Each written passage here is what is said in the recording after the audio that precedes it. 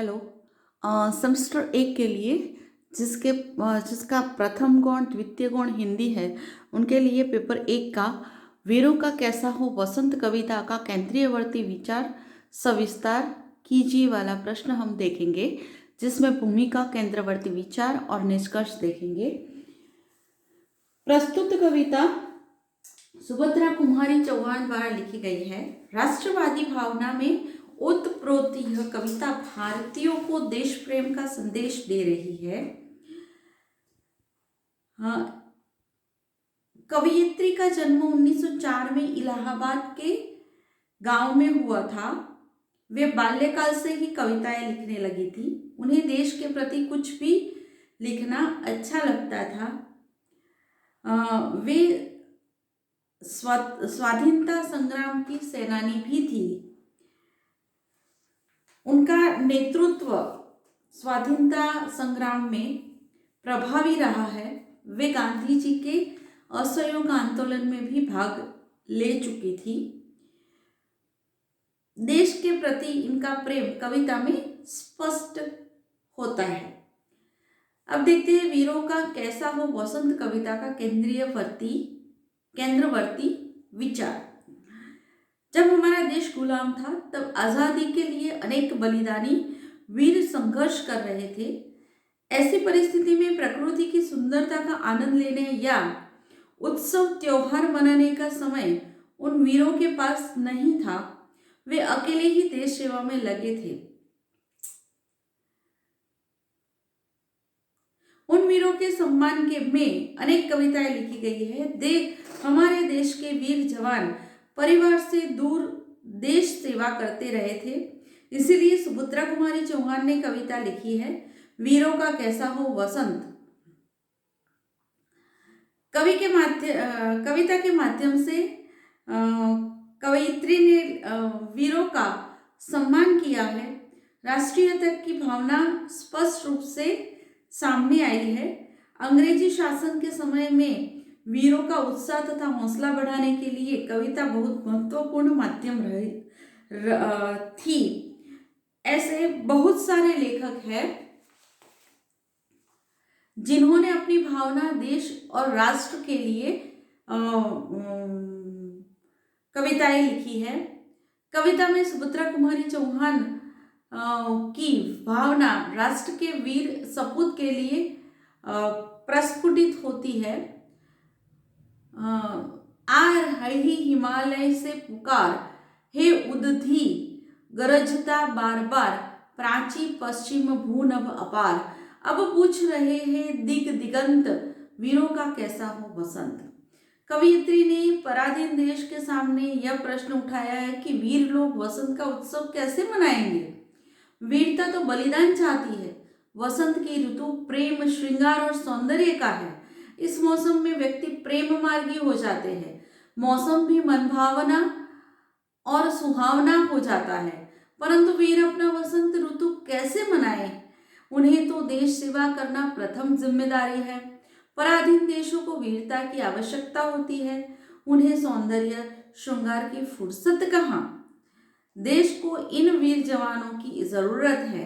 बहुत सारे लोग वसंत का उत्सव मनाते हैं, नाच गान करके उत्सव का आनंद लेते हैं, एक दूसरे के साथ मिलकर खुशियां बांटते हैं, आपसी प्रेम की भावना अपनों पर बरसाते हैं।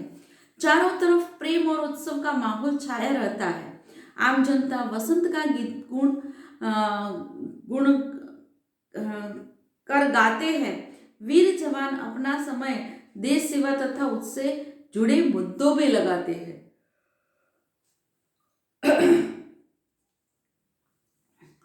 आज देश में यह प्रश्न गूंज रहा है कि वीरों का वसंत कैसा हो। हिमालय पर्वत तथा सागर की गरजती लहरें यही सवाल पूछ रही है। लेखिका कहती है कि उत्तर से लेकर दक्षिण तक सभी लोग यह जानना चाहते हैं कि वीरों का कैसा हो वसंत। वे श्रृंगार रस में डूबे या फिर बलिदान के रास्ते पर चढ़े। भारत की पूर्व तथा पश्चिम दिशाओं में जहां तक धरती तथा आकाश फैला है, जहां भारत वासी रह रहे हैं, सभी का प्रश्न वीरों के वसंत के बारे में है। कविता देश के वीर जवानों के बारे में लिखी गई है। कविता मन मस्तिष्क में जवानों के प्रति सम्मान और प्रेम का भाव भरती है। देश प्रेम की भावना से लिखी गई यह कविता हृदयस्पर्शी और आकर्षक है।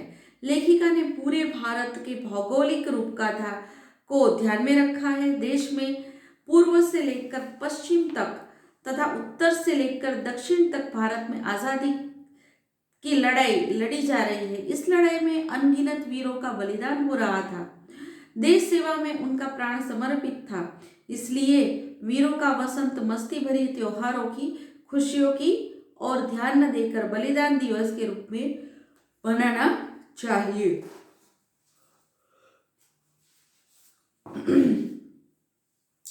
वसंत ऋतु में सरसों के फूल खिल रहे हैं। सरसों के पीले फूल वसंत ऋतु में बहुत ही मनभावन लग रहे हैं। ऐसे मौसम में प्रेम और सौंदर्य के देवता कामदेव मानो मस्ती का रूप रस लेकर सबको मदमस्त कर रहे हैं। धरती जैसे दुल्हन की तरह सजी सवरी है। पृथ्वी सुंदर लग रही है। उसका एक एक अंग प्रफुल्लित और आनंदित हो रहा है। सारी मस्ती के बावजूद वीर जवान अपने कार्य में लगे हैं, यानी कि देश सेवा कर रहे हैं। उसे आजादी की लड़ाई पुकार रही है। उसका वसंत ही देश के लिए बलिदान होना है। उनका संकल्प सबसे अधिक जरूरी है। वसंत ऋतु में प्रसन्न होकर कोयल अपना मधुर गान गा रही है। सारा जगत कोयल की कूक सुन रहा है। दूसरी तरफ युद्ध के बाजों के साथ वीरता का गुंजा जा रहा है। वसंत ऋतु में प्रसन्न होकर कोयल अपना मधुर गान गा रही है। सारा जगत कोयल की कूक सुन रहा है। दूसरी तरफ युद्ध के बाजों के साथ वीरता का गुंज गाया जा रहा है।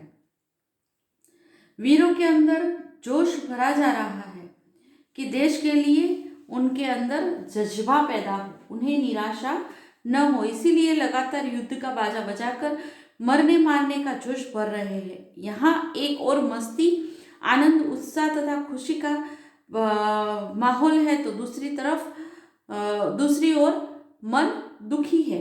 युद्ध की तैयारी चल रही है। रणभेरी का गायन वातावरण में गूंज रहा है। रंग और रण दो विरोधी स्थिति है। रंग जीवन में खुशी का प्रतीक है, रण युद्ध का प्रतीक है। युद्ध बहुत कुछ नष्ट कर देता है। अब प्रश्न उठता है कि वीर देशभक्त किस ओर अपना ध्यान दे। वीरों को तो फर्ज देश के लिए पहला है। इसलिए संकट की घड़ी में रंग से ज्यादा महत्व बलिदान का होगा। यही देश की आवश्यकता है। देश की आजादी की लड़ाई में वीरों का कर्तव्य क्या है? ये वसंत का आनंद लेकर अपनी प्रेमिकाओं के साथ मौज मस्ती में रहे या कमर पर तलवार रखकर युद्ध की तैयारी करे। देश में विदेशी अत्याचार हो रहा है। इसलिए प्रेमिका के साथ न रहकर आजादी की लड़ाई के लिए अपने तीर कमान संभालने की वे तैयारी कर रहे हैं। लेखिका की सहानुभूति वीरों के पक्ष में है। उन्होंने देश के लिए मर मिटने में ही आनंद आता है। उनके अनेक आकर्षण होने के बावजूद भी उन्होंने पहले देश के लिए सोचा। वे उसी में अपना उत्सव देखते हैं। रंग से खेलने और प्रेमिका के साथ घूमना उन्हें पसंद नहीं है। वीरों का कैसा हो वसंत, इस बात का प्रश्न लेखिका भारत के इतिहास से पूछती है। आज नौजवानों के सामने यह प्रश्न है कि वसंत कैसा मनाया जाए। तुम अपनी चुप्पी तोड़ो और भारतवासियों को बताओ कि अतीत में देश में उलझन आती थी तो कैसे समस्याओं से निपटा जाता था। इसका उदाहरण लंका की कथा है। जैसे हनुमान जी ने लंका जला दी थी। रावण अन्यायी था, इसलिए इसका यह परिणाम हुआ था। इसी प्रकार महाभारत की लड़ाई का भी इतिहास है। अन्याय पर पांडवों की जीत हुई और कौरवों को हार माननी पड़ी। उसी प्रकार लेखिका ने वीरों को देश के लिए लड़ने के लिए प्रेरित करती कविता लिखी है। यहाँ उन्होंने राष्ट्रीय भाव को दिखाया है। बलिदान के भाव को दिखाया है, त्याग की भावना को दिखाई है, अन्याय के खिलाफ विरोध को प्रस्तुत किया है, संघर्ष की प्रेरणा क्या दी है। कविताओं के माध्यम से उन्होंने वीरों को प्रेरित किया है, ऐतिहासिक ग्रंथों के माध्यम से उन्हें प्रेरित किया गया। निष्कर्ष के रूप में हम कह सकते हैं कि